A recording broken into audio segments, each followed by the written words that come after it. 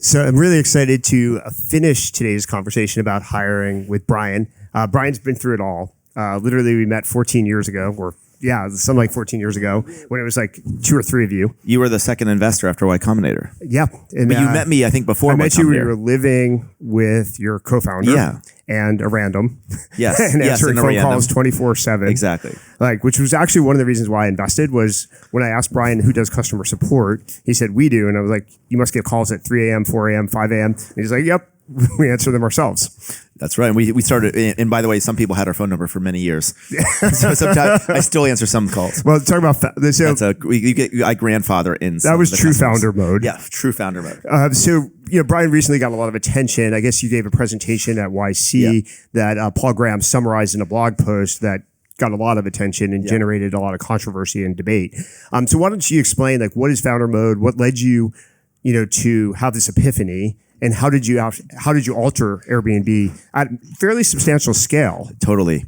Yeah. So first of all, hey everyone. I think most of you, I hear, are founders. So the fact that most of you are founders, I'm going to tell a story, maybe 5 to 7 minutes. We'll see how succinct I can be.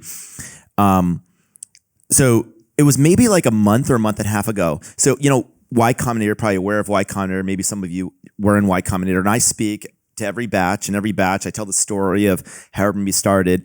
But it turns out there's over 100 companies that are basically unicorn-esque market caps. There's 200 founders that there's no thing for YC for late stage founders to compare notes and commiserate on all the mistakes to make.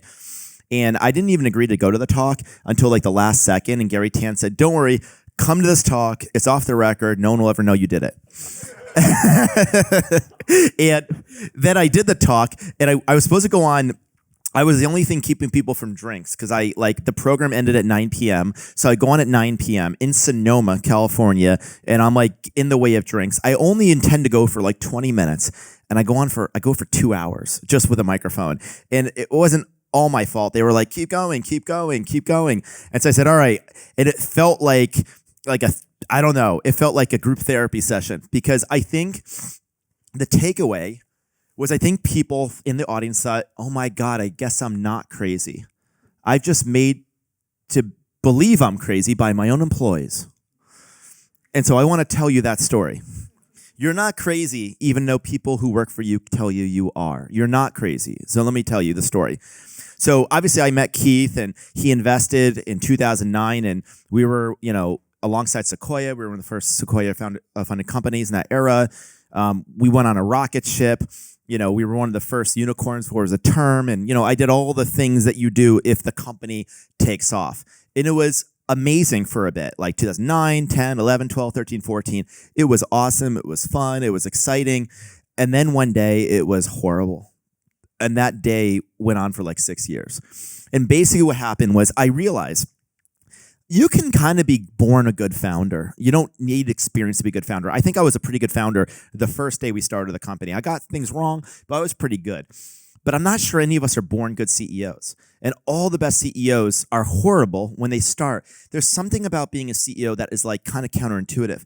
But the other thing is there's a lot of startup school talks and discussions of how to start a company. Everyone talks about it. It's kind of intuitive. You don't need a lot of experience. And CEO is totally different. But the other problem with being a CEO is I think almost all the advice and everything they teach at Harvard Business School, I don't want to say everything, but a lot of it is kind of wrong.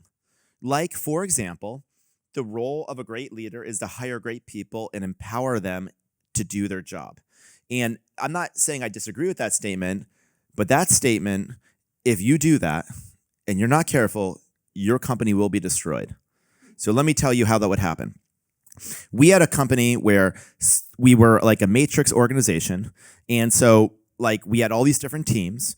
And by the way, there's no governor how many teams there are. So teams, can create sub-teams, can create sub-teams. People can decide how many manager levels they create. If you're not careful, people do this. And why do they do this? Because they want to have new teams. They want to have job responsibility, all these scopes. So let's take a marketing or creative department. There's a team in Airbnb doing graphics. And different parts of the site need graphics, the advertising needs graphics. And when it was 5 teams, the 5 teams would ask the graphics department for graphics, and they'd have like 5 requests. And then pretty soon it's 20 teams. And once it's 20 teams, they're like the deli. There's a line out the block. There's a multi-month wait. And then what happens is the graphics team, the central service, kind of like gives up, and everything seems pointless. And the teams waiting forever give up, and they say, give me my own people. So now they get their own graphics team. So now you have 5 or 10 graphics teams. And you can do the same thing with technology and product. Oh, you can have 10 data teams that have different metrics. And like we can go down the list.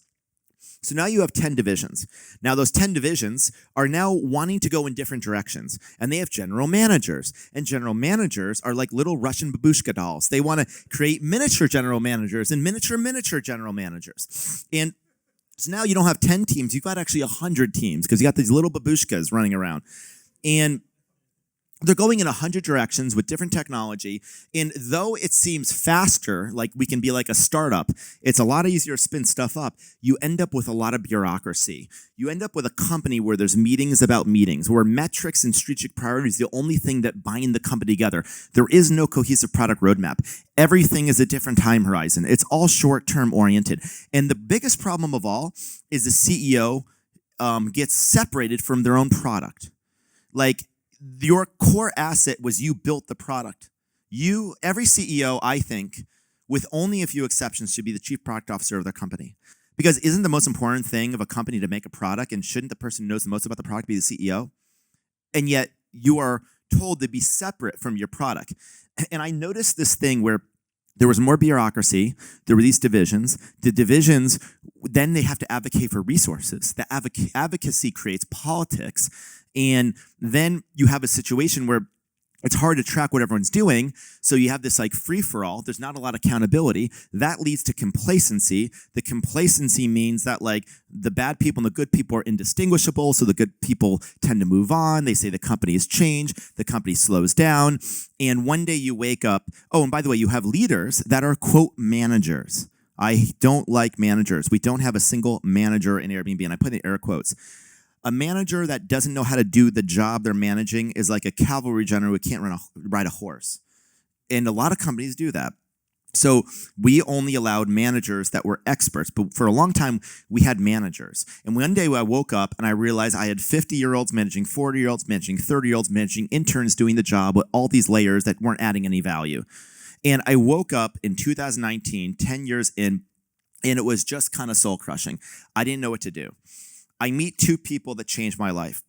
One was Johnny Ive. He was head of industrial design at Apple. The other was a guy named Hiroki Asai. He was the creative director at Apple. And they taught me about how Steve Jobs ran Apple. And it was the opposite of everything I described. But the problem was we were about to file to go public. And that is it turns out, horrible time to blow up your company. And so I'm like, shit, I have this whole new vision of a company, and I don't know how to change it. And then this thing called the coronavirus hit. And we lost 80% of our business in 8 weeks. And we went from the hottest IPO since Uber and Alibaba to people asking, is this the end of Airbnb? Will Airbnb exist? And as the old saying goes, a crisis is a terrible opportunity to waste. And I used that crisis as an opportunity to rebuild Airbnb from the ground up. So what did I do? And I'll wrap it up in a second. The first thing I did is I went from a divisional structure to a functional organization. Functional organization is what most of you are. You have design and engineering and product management or product marketing and sales. So we went back to a functional organization. Our goal was to have as few employees as possible. Steve Jobs said that, like, he didn't use these words, but he thought of the team as a special forces. We said we're the Navy SEALs, not the Navy. We want a small, lean, elite, highly skilled team, not a team of kind of mid-level battalion type people. And the reason why is every person brings at them a communication tax. The reason there's too many meetings in a company isn't because they don't have no meeting Wednesdays. It's because they have too many people. People create meetings. And the best way to get rid of meetings is to not have so many people. There's no other better way to do that. So you end up with this situation where non-world-class people, you know the old saying, A players hire A players, B players hire C players? I would like to amend it. B players hire lots of C players. Not just a few, but a lot. Because those are the kind of people that like building empires, but there are also the people, if you can't capably do your job, you don't hire people better than you, and a person less capable than you can't do the job. So you need like 3 incapable people, because 1 incapable person can't actually do all the work. But now 3 incapable people are just going in 3 different directions, creating all these meetings and all this administrative tax. So we removed the layers of management. I got rid of layers of management. I went back to functional. I got rid of all, quote, managers, or they left the company. And we said, you can only manage the function if you're an expert. So like the head of design has to actually manage the work first. You don't manage people. You manage people through the work. I learned this from Johnny Ive, because most heads of design at most tech companies don't actually manage design. They manage the people. I'm like, how can you manage the people separate from the design? Johnny Ive would say, no, my main job is to manage the work. And I build a team and we design together, but I am mostly looking at the work. I'm not like having career conversations all day long. That's crazy. And so we went to a functional org. We had as few employees as possible. We created this function called product marketing, which is basically product management plus outbound marketing. We took all of our product managers. We either made them product marketers or program managers. So there's no product marketers in the company for the most part. We made sure that design was elevated. And I made sure that engineering and the health of an organization, I think, is the relation between engineering and marketing, or an enterprise, the relation between engineering and sales. The people making the product, the people selling the product. In most companies, it's like restaurants, and the waiter is yelled at if they go in the kitchen by the chefs, and that is very dysfunctional. So we decided to just totally change how we run the company. Founder mode, at its core, though, is about the single principle: to be in the details. Great leadership is presence, not absence. So to go back to my lesson, it is not good for you to hire great people and trust them to do their job. How do you know that they're doing a good job if you're not in the details? And by the way, I'll use a golf analogy, not that I play golf, but I've taken a couple lessons once, and the instructor, and I suck at it, but the instructor, like, they watch your golf swing. And over time, the idea is you build muscle memory, and the golf instructors need to be there all day. And that's what it should be like at a company. You should start in the details. And no one does this. Everyone hires executives, and they let them do their thing. And then they find out a year later the whole thing has been wrong. They've hired people they shouldn't have hired. And now you got to get in the details. And of course, now their confidence goes down. They always inevitably leave the company. And what we should actually do is start in the details, develop trust, develop muscle memory, and then let go. So great leadership is presence, not absence. Great. So perfect setup. So now that you fixed all the problems, you're like 3 years in, Yep. 4 years 4 in, years in. 4 years into fixing all the problems. How do you actually operate as CEO and dig into the details in a very practical, tangible way? Like, what do you do with your schedule? Okay. I one time, not to keep going back to Steve Jobs, but he was the root of my inspiration for this so-called founder mode. I remember an executive at Apple that you would know, not Johnny Ive, but another one. He told me he used to spend 35 hours a week with Steve Jobs. Not one-on-one, but in meetings. And I'm like, how the hell do you spend 30? And maybe he was exaggerating. But I'm like, I how do you? think he was exaggerating. Maybe not. I'm like, how do you spend 35 hours a week with the CEO? And he goes, because all Steve did all day was review work. And I'm like, oh, wow. I'm like, there was a period of time where I wasn't allowed to review the work because. And some of you might be not allowed by your own team to see the work, right? Or engineers telling you, like, why are you looking at everything? And there was this paradox of CEO involvement. The more involved, the less involved I got in a project, the more dysfunctional it got. The more dysfunctional it got, the more people assumed the dysfunction came from leadership. And then it was like an intervention, reverse intervention, where I had to get even less involved. And then it would get so screwed up, then I would get involved. But now I'm involved in a totally dysfunctional project, so I'm now associated with dysfunction. There you go. Brian's always involved in all the most dysfunctional things as a company. So it was crazy. So what I ended up doing, I took a playbook off Steve Jobs. Elon Musk does this. Jensen Huang does this. Walt Disney does this. All of them do this. If the CEO is the chief product officer in the company, then the CEO should review all of the work.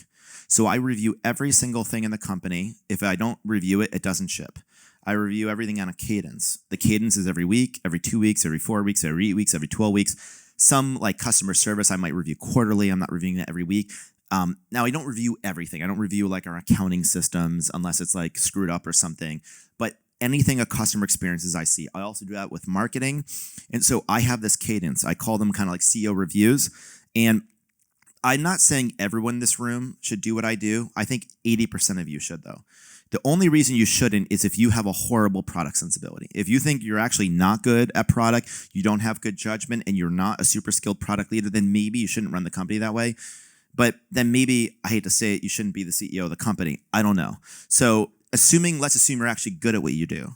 Then I think you should review all the work. So that's the first thing I do. And everything, we don't ship software like other people. Similar to Apple, we do product releases.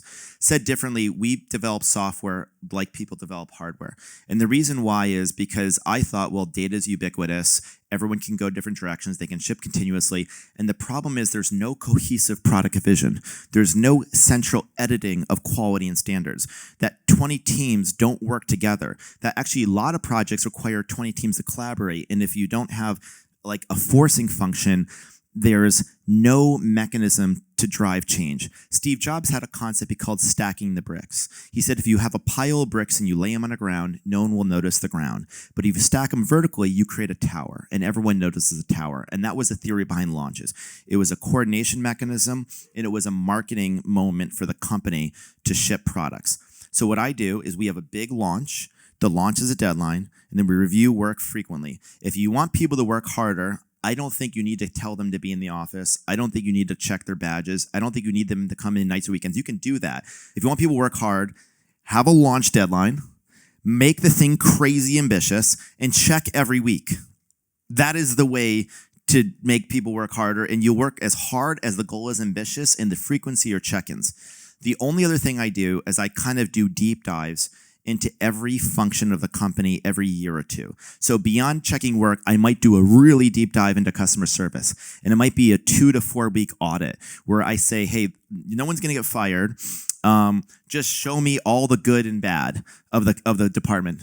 And very few people ever get fired, although sometimes you have to take action, but not usually. Because you want people to feel safe to be honest with you and not to cover their ass. And you do a deep dive, and then we say, okay, how could we fundamentally rethink this group and be more efficient? And I find a couple years, you need to do a really deep dive on a group because it just needs to be rethought, and you can't defer to managers alone. So that would be maybe the answer to that question. Cool. So now you're going to hire some people externally. How do you detect and assess whether someone can thrive would have thrived in a manager mode but would fail in founder mode? How do you know when you bring in external people that they can actually tolerate this? That's a great question. Probably the number one reason executive hiring fails is because you hire somebody at the wrong stage and they were managing instead of building, and you didn't know that. And so you brought in a manager who is an expert or not so expert, but comfortable in a highly political bureaucracy. And now they have to do things themselves and they can't. They also have the wrong stage instinct, right? Maybe a CMO is used to like $500 million marketing budgets. Now they have a $50 million or $5 million budget and they don't know what to do and they can't do anything themselves. So how do you prevent against this?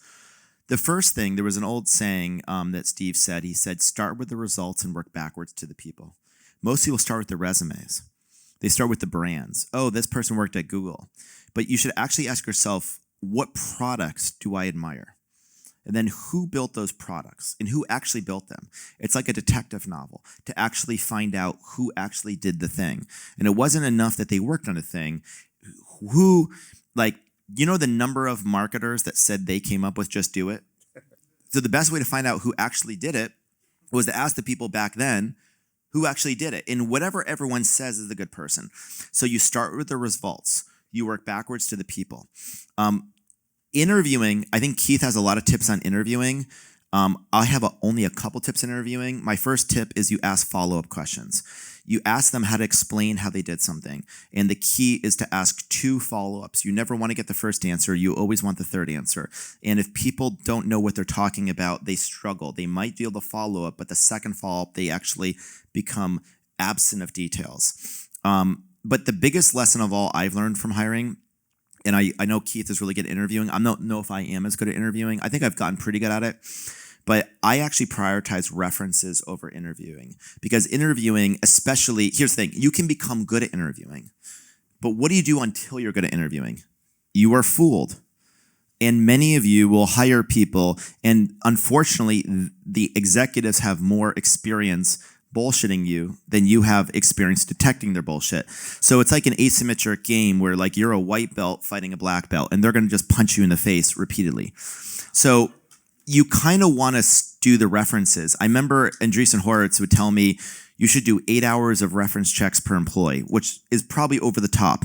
But you should probably spend as much time referencing as you do hiring. And you basically, the way to find good people is ask any one person who the best people they know are, then ask those people, and build a talent network. In other words, I think you should be recruiting outside of job openings. If you only recruit for a job opening, then you are going to create like a sales pipeline. And I think hiring is too much like a sales pipeline.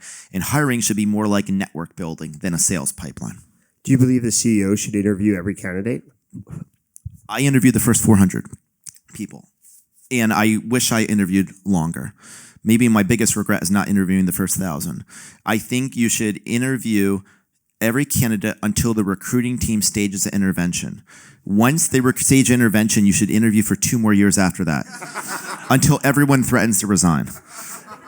So wait till an intervention and then add 2 years post-intervention, and then you should step away. I kind of am joking, but I'm kind of not. Can I give you an example of what I do today that no one else, not no one, but maybe 95% of public company CEOs don't do?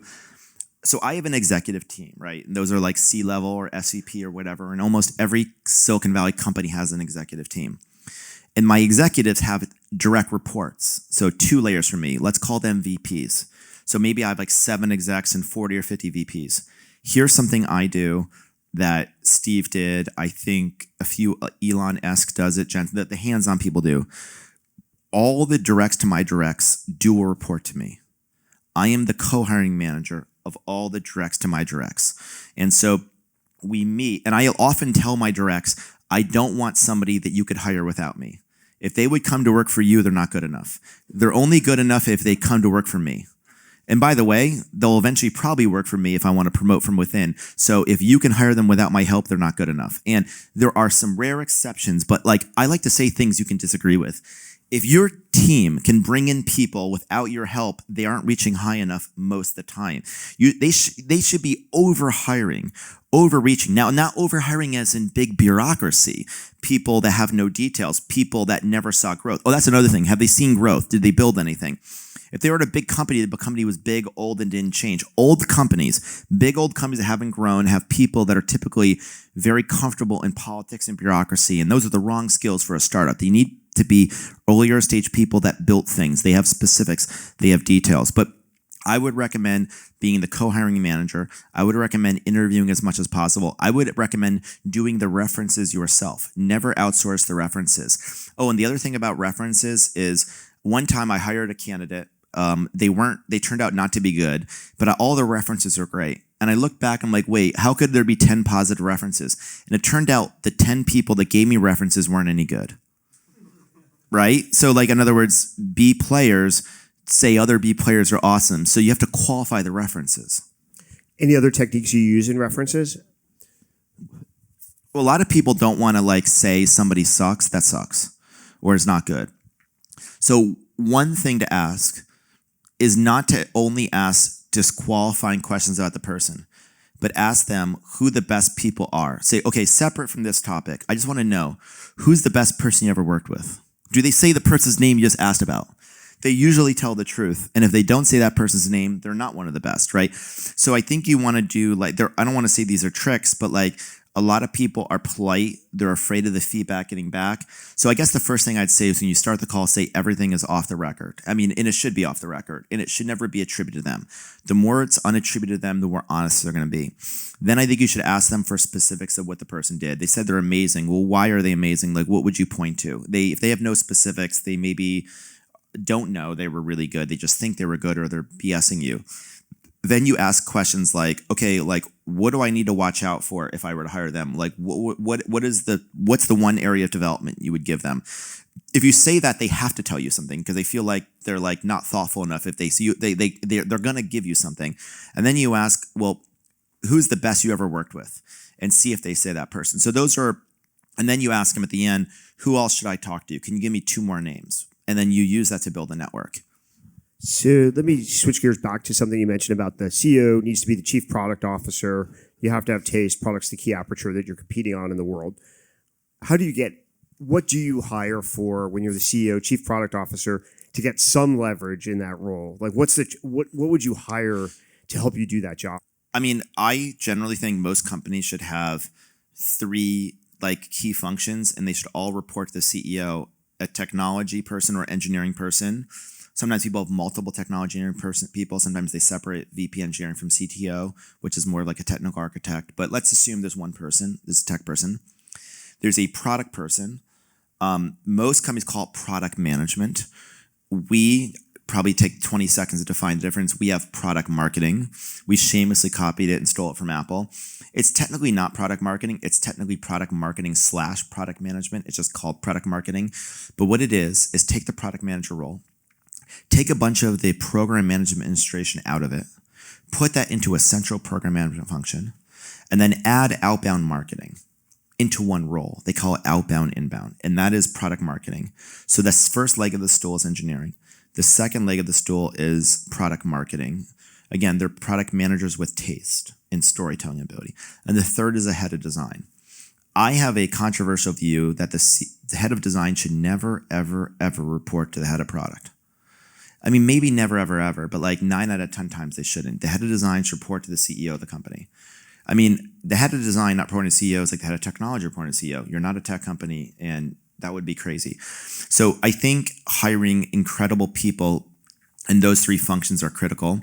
The other thing I do that almost nobody does, I think I might be the first CEO to do this, is we don't use an external creative agency of record like Wyden, Kennedy, and Scheite. We built our own in-house team.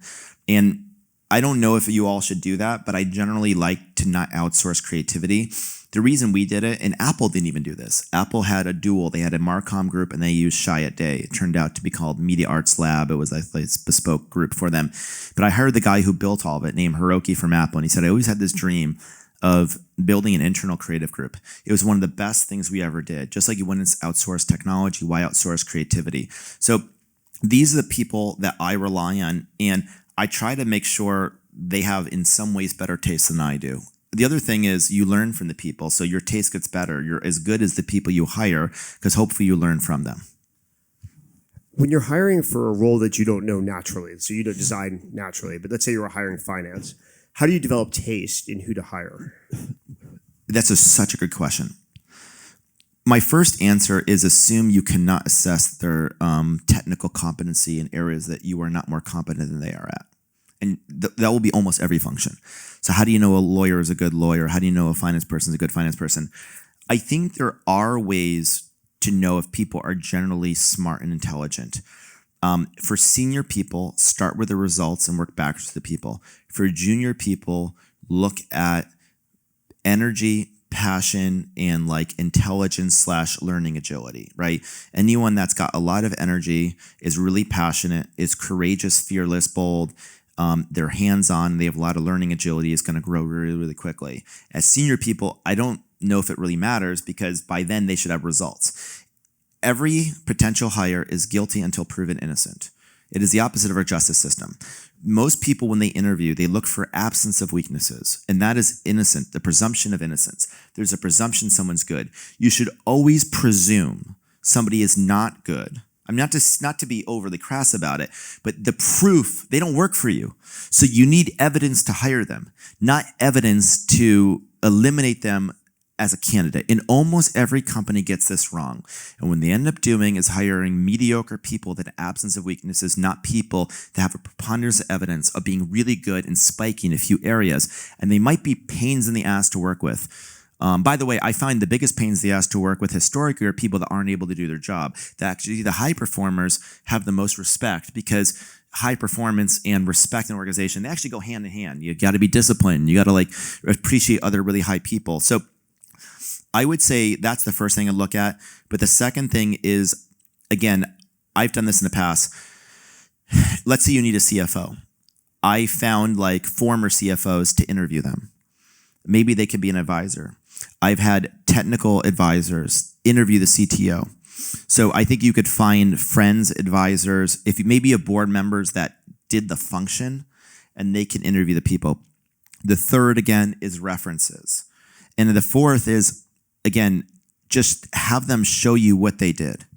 They were the CTO, design, because most of you probably aren't designers. Do they have, tell them to show you their design process and what they designed. Does it make sense to you? Even if you don't understand design, do you like the work? And have them show you what they actually designed. Now, here's a cautionary tale. If they're a giant company, it's really hard to know if they did that themselves, right? I was a designer at Apple. Well, there were 1,000 designers at Apple. What did you do? Were you the good one or the lowest performer in the organization? So again, that's kind of where you need them to talk in specifics about what they did, and you also need references. Ideally, you find out, it's like a detective novel. Remember, guilty until proven innocent in a sense. Maybe those words are a little crass, but you need evidence. How do you decide when to hire externally versus promote someone internally? You used to have a fund called University Ventures, and one of your partners was Kevin Hartz. And Kevin Hartz, who started Eventbrite, he was an early investor in Airbnb. He used to tell me something: a pitcher never takes themselves off the mound. And I found that. I assume that when people stop scaling and they can't do their job, they'll come to you and they'll tell you. It turns out in my career, I don't know if it's ever happened. In like thousands of instances, people are not going to come to you telling you they can't do their job. Also, they're not going to take any hints. I had this slightly cruel, now I believe it's kind of mildly cruel, but I would kind of avoid people. I think I was conflict averse. I think, by the way, I bet you, most of you are probably conflict averse because it requires a lot of experience to get comfortable with conflict. We tend to want to avoid conflict and find the path of least resistance. And telling people they're not scaling them, holding them accountable is conflict. And so you tend to avoid it. Everyone always says, I waited too long to fire someone, but I never did it too fast. I mean, why? That's crazy that everyone says that over and over again. So there's a number of proxies for, are people scaling? If people aren't scaling, they're doing things today they should have done 6 months ago. If people are kind of scaling, they're doing things today they should be doing. And if they're really scaling, they're doing things they don't even need to be doing for 6 months. They're seeing around corners. They're bringing you problems. And a lot of people, if they're not scaling, what they're going to do is just like, oh my God, you're right. I should have done this, but now I've learned. And the question is, well, what else are you not doing that we're going to find out 6 months from now? So are you 6 months ahead of your job? Are you on track to your job? Or are you 6 months behind? Another way to look at it is the quality of the people. People never hire people better than them. So there might be people that are good at their job, but it's not enough to be good at your job in most large companies.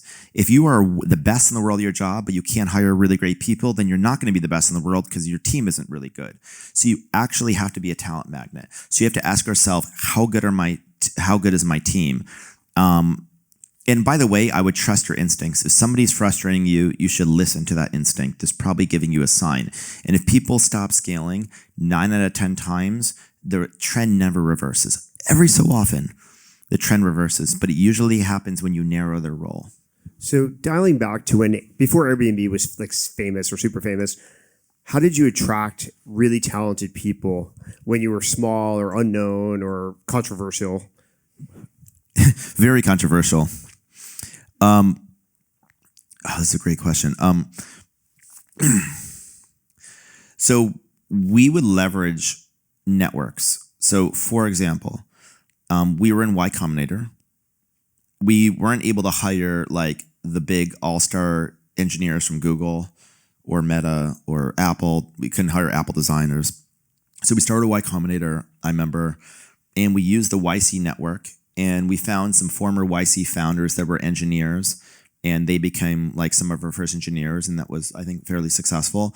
And of course, that was also I think you said people market or people job fit. Eric said product problem fit. Product problem fit. I think networks bias towards that because you'll hire the right people at the right stage. I was constantly networking I don't like agnostic networking. Like I don't like going to conferences. I wouldn't go to a conference. It's like what I kind of think a lot of people call like fake work. It feels like work, but doesn't actually move the ball forward. But a version of work that is incredibly valuable is being around a density of talent, especially engineers, designers, product people, or the like. I don't know if networking and finance people is a good idea, but networking engineers I think is a good idea because you need the network of talent. I would be the keeper of the story. I'd be constantly telling the story of the company, constantly hiring. I mean, I think in a hyper-growth company, it could even be 50% of your time is hiring. And the reason why is you're constantly proselytizing the company, you're networking, you're hiring. I would also, leverage your investors. It's just like 1,000 things 1,000 times. What about closing a candidate? You must be amazing at closing a candidate. I'm better now. Anything you learned, along the way? I have so many different tips and tricks. One counterintuitive tip is to, at the very end of the process, try to talk them out of the job. That actually solves two problems. I mean, I'm not saying playing mind games, but like if you try to sell somebody, they're naturally skeptical and they think they're being sold to, and they're going to take the counter position. The counter position is not doing it. Have you ever been on a date with somebody and they're like trying too hard to pursue you and it kind of like turns you off a little bit? Or maybe you've been on the other side of that and you were a little too eager and like, so you got to be careful. The other thing is people trust you more when at the end of the process say, here's all the reasons you shouldn't work here. And usually I'll say, here are all the reasons you work here. It's going to be the longest hours you've ever had. I'm going to hold you to higher standards. It's going to be day and night. It's going to be this. It's going to be that. Now, if it is that way, see, recruiters want to sell their company often as a country club. We have great benefits. We have great this, we have that. And it creates this mismanaged expectations when it comes in. But the second thing is then it's like a reverse psychology. Like, no, I want to do it. Like there was an old job ad by Ernest Shackleton. Are you aware of this job ad? Yeah. This is amazing. Let me if I can find it. Ernest Shackleton. Sorry, my eyes aren't great without glasses. Ernest Shackleton was an expeditionary like 100 years ago, and he had this giant shipwreck, and he famously, all the guys like survived. And there's a very famous job posting, and here's the job posting. It says, men wanted for hazardous journey, small wages, bitter cold, long months of complete darkness, constant danger, safe return doubtful, honor and recognition in case of success. Probably the best job ad ever. And that's, I think, one thing you should do is just like, don't sell a rosy picture of the experience of working. And the really good people, like why do like the most fit people in the world want to be Navy SEALs? Because they want the challenge. Now, the average person doesn't want a challenge, but the best people want a challenge. And so that will turn off mediocre people, but will turn on great people. The next thing is spend a lot of time with a candidate. I remember when Mark Andreessen was one of my first investors. He was competing for a deal. He won the deal over someone else because he just called me more. And it worked. He would call me, he would text me, he would visit me, he'd check in with me, and he just wanted it more. And I think FaceTime makes a difference. So that's number 2. Number 3, have people they trust call them. Mark Andreessen had me do a Zoom with, I think, like Pierre Midyar, who was a founder of eBay back when like that was a big deal because we called ourselves the eBay space. And I'm like, oh my God, Pierre Midyar. And then I think he had Mark Zuckerberg call me. And I was like, oh my God, I like this is crazy. So I try to get like, and I've had you, I think, call candidates in the past in the early days, probably a lot. So I think the following: sell the dream, tell them like what it's going to be like there, but talk them out of the job at the end. Try to, have people that you trust sell them on the job. And a couple other things I just say is like, tell them like the kind of vision you have for them. I like to tell people like, my job is to see potential in you that you don't see in yourself. And I'm going to tell you something's not good enough all the time. But when I say that, I'm not saying you're not good enough. What I'm telling you is I see potential in you you don't see in yourself. And people like that. They're like, oh, wow, this person's going to believe in me. And then if you can keep the promise, be very hands-on with them. Be very engaged. Ask them what their goals are, what their ambitions are, and show them how this job is a stepping stone to the ambitions. And then I would try to make sure, the other thing is interview panels can either close candidates or turn candidates off. And a lot of times interview panels, they inadvertently, maybe they feel threatened or there's a problem. So you want to meet with the interview panel ahead of time, one-on-one or as a group. And you should pre-sell the candidate so that they have a general selling kind of experience. And then I would kind of overpay the really good people. I think that most HR and compensation guidelines revert to a mean, and I think the low performers are overpaid and the high performers are underpaid. So these are just some tactical things. Do you overrule interview panels? Why or why not? Always. Not always. That sounds, not always. That would be ridiculous, but I do. Not often now, because we have an extremely high density of high performers, and it's kind of like a flywheel. But until you get there, you're going to have situations where maybe you have an inner panel of 8 people, but let's be honest, 3 of them aren't scaling, and they're struggling. And maybe 2 of them worry about this person and this person joining, what it means for their job. And I don't mean to be skeptical, but I'm just saying this is human nature. Like if I were in the position, I'm not a perfect person. I might have these concerns as well. People might look for an absence of weakness rather than strengths. People bias towards perceived harmony. They bias towards charm, kind of perceived charisma, attractiveness, like kind of like things that aren't really the job, right? It's just, and they also, panels sometimes all ask the same question. So no one goes deep. Often there's too many people interviewing for too short of time, not going deep enough. Your interview panel should be as few people as possible, going as deep as possible, more like a detective novel. 3, 4 people going really deep is better than 8 or 10 people giving you their like first impression, but they don't really know, and they're actually mostly thinking about what this means for them. One other question that comes up as companies are scaling is they get this bad advice, the manager model, the HBS model, whatever. Fortunately, I grew up at PayPal was organized the way, sort of you are now. But what do you recommend when you have a board member, you have a VC, et cetera, who's telling you to do X, Y, and Z, and in your heart, just as you pointed out, the founder knows in their heart that this is stupid, but how do you navigate that until you have the credibility that you now have? Oh, that's a tough one. Can I give you an analogy before I say that, like the perils of some VCs on boards giving you advice? So I'm not like giant into sports, but I have a season ticket as Golden State Warriors. And being now a successful tech founder, I got to afford to have courtside seats. And I don't indulge in a lot of things, but I indulge in courtside seats. So I have what you might call a front row seat for all the Warriors championship games. But just because I had a front row seat at championships doesn't mean I can coach an NBA team. And that's true of venture capitalists. Just because you had a front row seat at a bunch of companies doesn't mean you now know how to run a company or advise other people to run a company. See, Keith started companies. Keith ran companies. Keith was a COO or a head of VP at companies, and that's where you're most valuable. Now, you do have some pattern recognition as a VC, but I think the most valuable experience is your operating experience.